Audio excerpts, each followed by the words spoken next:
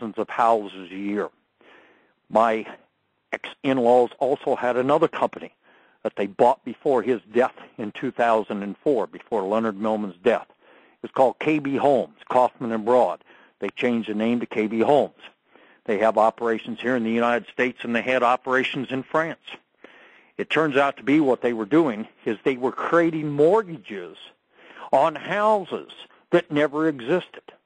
And they were bundling them up in bundles through Asset Investors, a company, a subsidiary of MDC in Denver, run by convicted HUD figure Phil Wynn.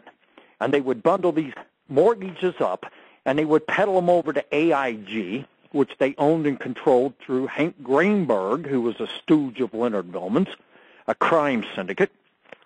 They would pass them there, and they would pass them to Citicorp, Morgan Stanley, et cetera, part of the Citicorp group, of which Millmans were in control of with the Bushes. And what they did is they sold these mortgages. They would package them up, make them look like they were legit. Then they were passing them around each other in the same way that they did the junk bond daisy chain. And if you look on my website under junk bonds, go up and look under table of contents, read the story, look at the evidence that I posted on how they did the junk bond daisy chain. You can see roughly how this worked with the subprime.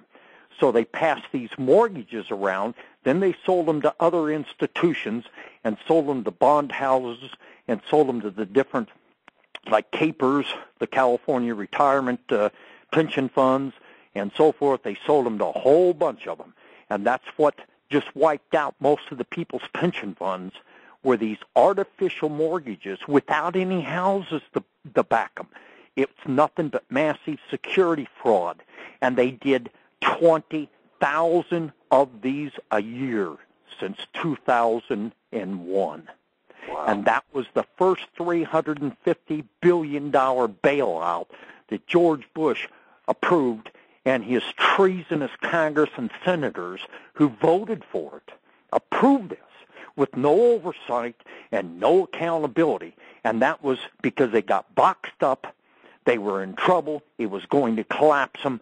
Their banks, that is, not collapse them, but their banks, their banking entities such as Citicorp, AIG, et cetera, which those were all built out of fraud to begin with.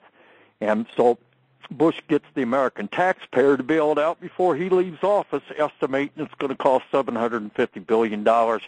And, of course, he does the first round. Everybody's screaming and yelling, no accountability, no accountability. Well, there's a crap load of these mortgages still sitting out there that have not been picked up. I've been all over the board. You know, you were talking about the planes that were being shipped out of the country. Yes. And these countries that they were being shipped to, weren't they listed on the evil access as far as the non-trade agreements? Yes, they were actually declared enemies of the United States of America at the time. Mm-hmm. So these individuals on the inside were selling to the enemy. Yes, and under the Barclay-Cohen-Denture Act, they still can be charged for treason and sedition, which is the death penalty. Mm-hmm. Selling weapons and foreign weapons to foreign enemies without U.S. government permission. They also were the ones that made the biological chemical weapons that Saddam Hussein got the death penalty for, that he dumped on the Kurds and dumped in Gulf War syndrome. Right. And everybody talks about after the vets came back from Gulf War I, which was an illegal war also.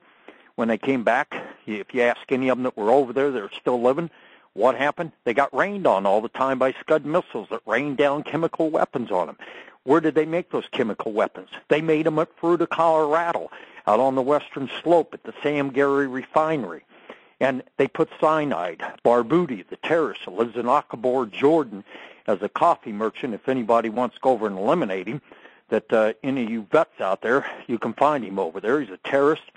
They were doing it at Boca Raton, Florida, at a plant down there, which later contaminated the south coast of Florida there, or the east coast of Florida, around the Boca Raton area.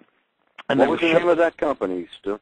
It was Tricor out of Dallas, Texas, but it was in their operations were in Boca Raton, Florida. And Tricor, Tricor, was the name of the company. that Millman controlled and owned. And not Zapata, but Houston Energy Partners Limited was the partner that was involved with Tricor, which was Mossbacher, Baker, and Bush.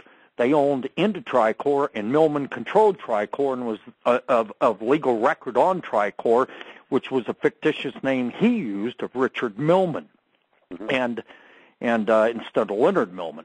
And I might add, too, that Leonard Millman and George Herbert Walker Bush were classmates at Yale University. And Millman was predestined to go to Yale.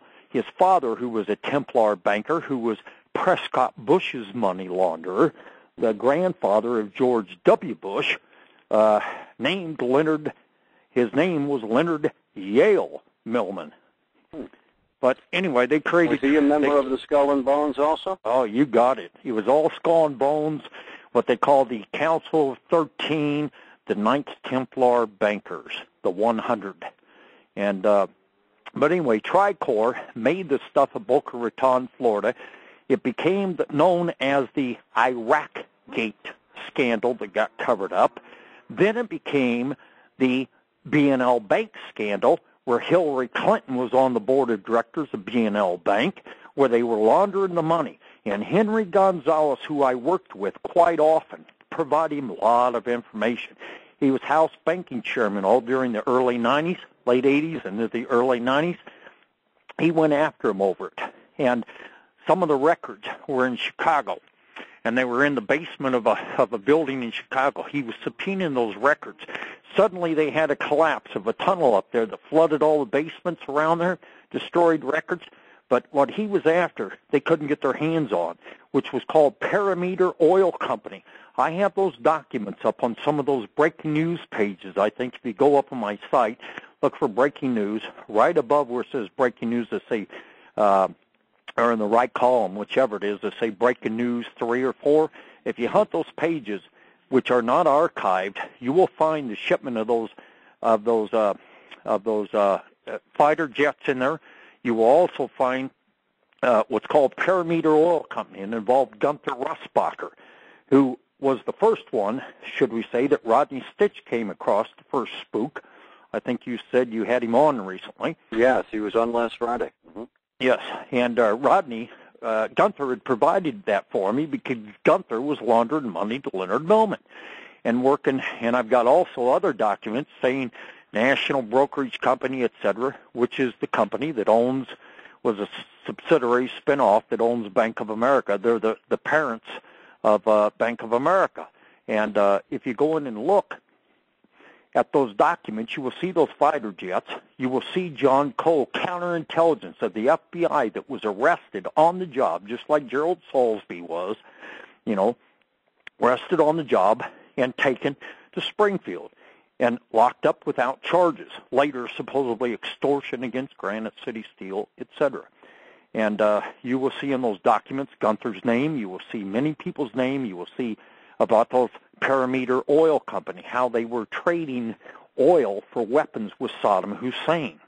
That tied to Richard C. Cord and Ollie North, and Hillary Clinton laundering the money through B&L Bank, which that gives, you got Hillary Clinton, you got Ollie North, you got General Richard C. Cord, General C. Cord, you got George Herbert Walker Bush, you got Leonard Millman, you got Jeb Bush shipping it out of Neil Bush, N. Bush, and L. Millman's warehouses at the Boca Raton Airport, a joint venture limited partnership out of those warehouses, which they still ship stuff out of there today, ship those biological chemical agents to Iraq that Saddam Hussein got put to death over, which means they sold foreign enemies biological, illegally created weapons with Barbuti, the scientist nutcase out of Aqaba, Jordan. And then after they're used on our troops in Gulf War, they call it the Gulf War syndrome, which was anthrax, cyanide, HIV, hepatitis A, B, and or C, of which they do not want the American people to know about it. So who do they spring in? Joyce Riley, who was exposed in part of this, suddenly turns and forgets about the other things called Tricor